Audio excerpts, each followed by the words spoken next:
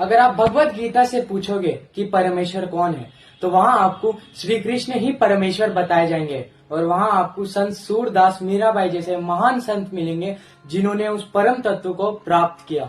अगर आप शिव पुराण से पूछोगे कि परमेश्वर कौन है, तो वहाँ आपको शिव ही परमेश्वर बताए जाएंगे।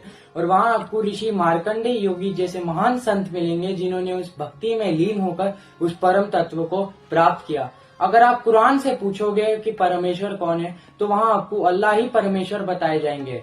वहाँ आपको संत फरीद जी जैसे महान संत मिलेंगे जिन्होंने अल्लाह नाम की धुन से उस परम तत्व को प्राप्त। और गुरबाणी भी आपको एक ओंकार का उपदेश देती है। तो सवाल यहाँ से आता है कि इनमें से सही कौन है और गलत कौन है। सही तो सारे हैं, पर गलत वो इंसान है जो धर्म के मार्ग पर चलकर दूसरे धर्मों का अपमान करता हो, निरादर करता हो। इसलिए कबीर जी की एक पंक्ति आती है, कबीरा कुआं एक है, यानी वो परमात्मा विशाल कुएं की तरह है और पानी भरे अनेक, यानी कि हम और आप उस परमात्मा को अलग अलग नामों से, अलग अलग स्वरूपों से पूछते हैं। भांडे में ही भेद है, पानी सब में एक।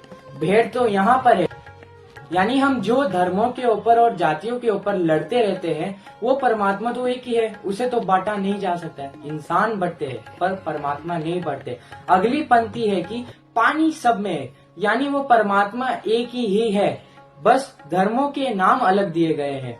अब चाहे प्याला सोने का हो या पीतल का, उसके अंदर जो पानी है वो तो अंत में प्यास ही बुझाएगा। अगर हम इस बात पर लड़ेंगे कि किसका पानी बेहतर है, ना हम पानी पी पाएंगे, ना हम अपनी प्यास बुझा पाएंगे।